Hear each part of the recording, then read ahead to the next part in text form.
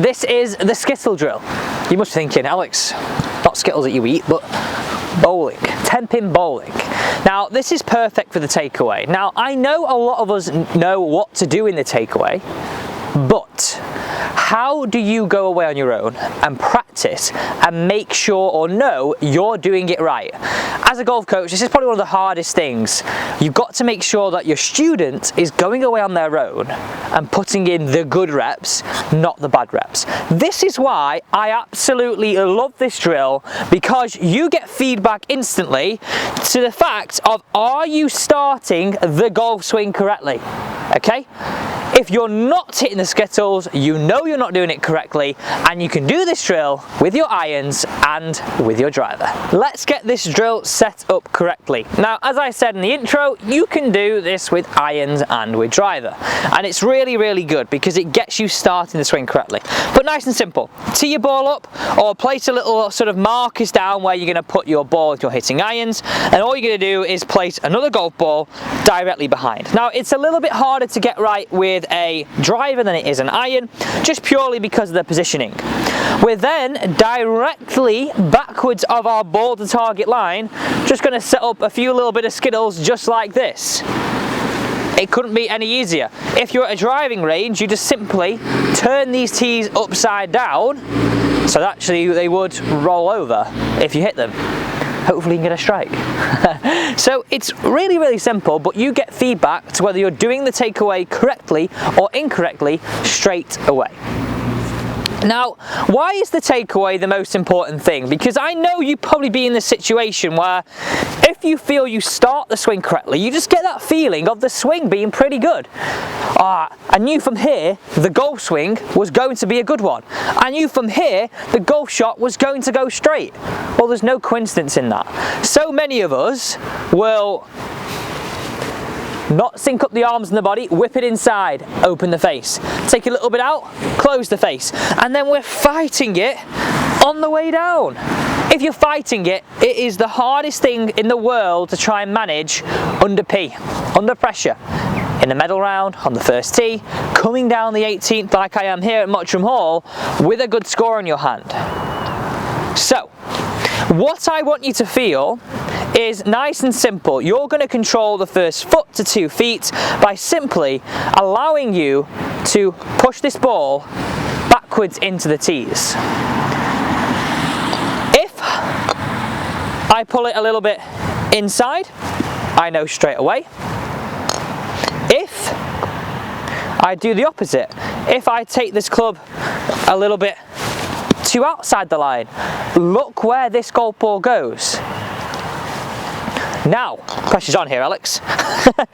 If I do it correctly, I'm not saying I'm going to get a strike here, but what I am saying is that we should hit the tee pegs as I just did there. Really simple, easy feedback drill that lets you know you're doing and working on the correct things. Now, just to cover this off for golfers that aren't too sure what the correct things are, what we're looking for, if you come to the face on perspective here, is this. Arms and elbows staying the same distance apart up to hip height. This really encourages a one-piece takeaway where you have the arms, the body, the club face all matched up, okay? That's really the feelings that we're after. Can we get this working? Not this, not this. A real simple boof into position correctly from the start. No compensations, no trying to save it. We get it right from the start. Okay, let's hit this one away.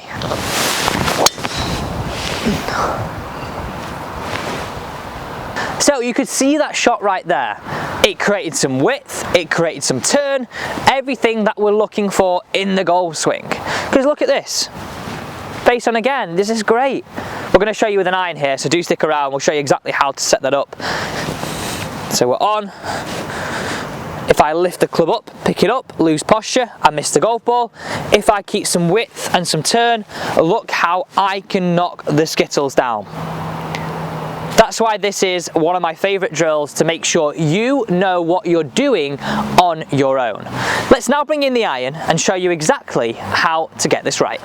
Let's now bring in the iron. So I'm going to talk you through how to set this up. It's exactly the same, apart from the fact that you need to make sure that where you're hitting your iron from, it's in the exact same position every single time. If you're practicing off grass, just put it off a small little tee peg.